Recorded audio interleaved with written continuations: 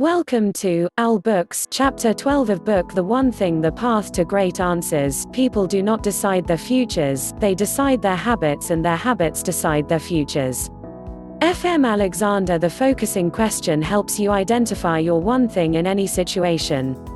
It will clarify what you want in the big areas of your life and then drill down to what you must do to get them. It's really a simple process. You ask a great question, then you seek out a great answer. As simple as 2 steps, it's the ultimate success habit.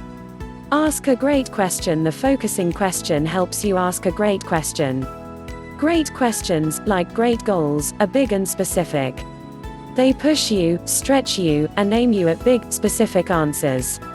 And because they're framed to be measurable, there's no wiggle room about what the results will look like. 4 options for framing a great question. Look at the Great Question matrix to see the power of the focusing question. Let's take increasing sales as a way to break down each of the quadrants, using what can I do to double sales in 6 months as a placeholder for big and specific. Now, let's examine the pros and cons of each question quadrant, ending with where you want to be, big and specific. 4 options for framing a great question illustrated. Quadrant 4. Small and specific. What can I do to increase sales by 5% this year? This aims you in a specific direction, but there's nothing truly challenging about this question. For most salespeople, a 5% bump in sales could just as easily happen because the market shifted in your favor rather than anything you might have done. At best, it's an incremental gain, not a life-changing leap forward. Low goals don't require extraordinary actions, so they rarely lead to extraordinary results. Quadrant 3. Small and broad. What can I do to increase sales? This is not really an achievement question at all. It's more of a brainstorming question. It's great for listing your options but requires more to narrow your options and go small. How much will sales increase? By what date? Unfortunately, this is the kind of average question most people ask and then wonder why their answers don't deliver extraordinary results. Quadrant 2. Big and broad. What can I do to double sales? Here you have a big question, but nothing specific. It's a good start, but the lack of specifics leaves more questions than answers. Doubling sales in the next 20 years is very different from attempting the same goal in a year or less. There are still too many options, and without specifics you won't know where to start. Quadrant 1. Big and specific. What can I do to double sales in 6 months? Now you have all the elements of a great question. It's a big goal and it's specific. You're doubling sales, and that's not easy. You also have a time frame of 6 months, which will be a challenge. You'll need a big answer. You'll have to stretch what you believe is possible and look outside the standard toolbox of solutions. See the difference? When you ask a great question, you're in essence pursuing a great goal.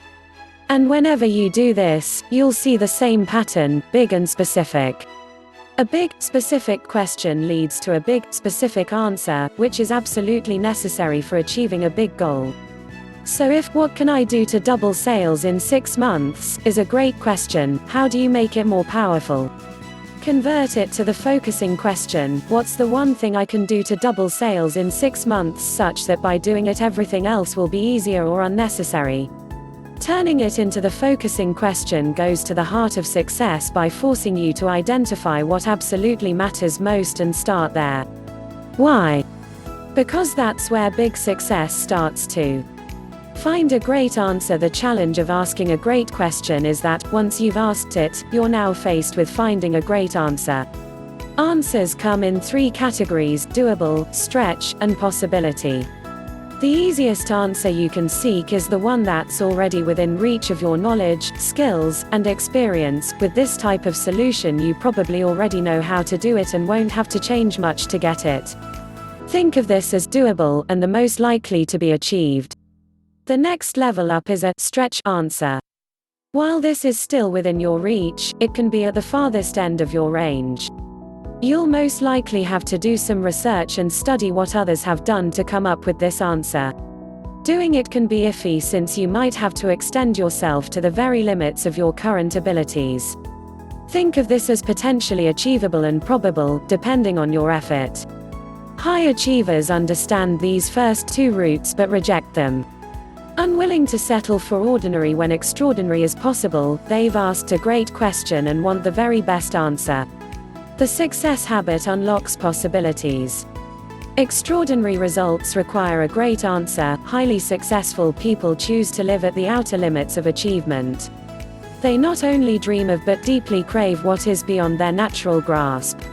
They know this type of answer is the hardest to come by, but also know that just by extending themselves to find it, they expand and enrich their life for the better. If you want the most from your answer, you must realize that it lives outside your comfort zone. This is rare air. A big answer is never in plain view, nor is the path to finding one laid out for you. A possibility answer exists beyond what is already known and being done. As with a stretch goal, you can start out by doing research and studying the lives of other high achievers. But you can't stop there. In fact, your search has just begun. Whatever you learn, you'll use it to do what only the greatest achievers do: benchmark and trend. A great answer is essentially a new answer.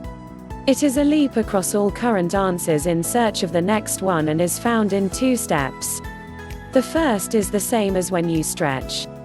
You uncover the best research and study the highest achievers. Anytime you don't know the answer, your answer is to go find your answer. In other words, by default, your first one thing is to search for clues and role models to point you in the right direction. The first thing to do is ask, has anyone else studied or accomplished this or something like it? The answer is almost always yes, so your investigation begins by finding out what others have learned. One of the reasons I've amassed a large library of books over the years is because books are a great go-to resource. Short of having a conversation with someone who has accomplished what you hope to achieve, in my experience, books and published works offer the most in terms of documented research and role models for success. The internet has quickly become an invaluable tool as well. Whether offline or online, you're trying to find people who have already gone down the road you're traveling, so you can research, model, benchmark, and trend their experience.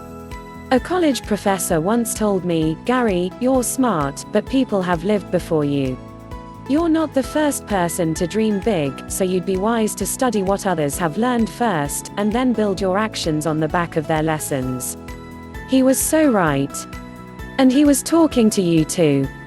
The research and experience of others is the best place to start when looking for your answer. Armed with this knowledge, you can establish a benchmark, the current high water mark for all that is known and being done. The research and experience of others is the best place to start when looking for your answer. Armed with this knowledge, you can establish a benchmark, the current high water mark for all that is known and being done. With a stretch approach, this was your maximum, but now it is your minimum. It's not all you'll do, but it becomes the hilltop where you'll stand to see if you can spot what might come next. This is called trending, and it's the second step. You're looking for the next thing you can do in the same direction that the best performers are heading, or, if necessary, in an entirely new direction.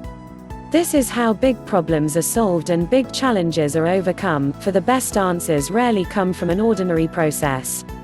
Whether it's figuring out how to leapfrog the competition, finding a cure for a disease, or coming up with an action step for a personal goal, benchmarking and trending is your best option.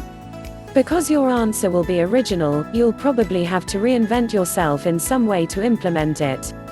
A new answer usually requires new behavior, so don't be surprised if along the way to sizable success you change in the process. But don't let that stop you. This is where the magic happens and possibilities are unlimited. As challenging as it can be, trailblazing up the path of possibilities is always worth it, for when we maximize our reach, we maximize our life. Big ideas think big and specific. Setting a goal you intend to achieve is like asking a question. It's a simple step from "I'd like to do that" to "How do I achieve that?" The best question, and by default, the best goal, is big and specific. Big, because you're after extraordinary results; specific, to give you something to aim at and to leave no wiggle room about whether you hit the mark.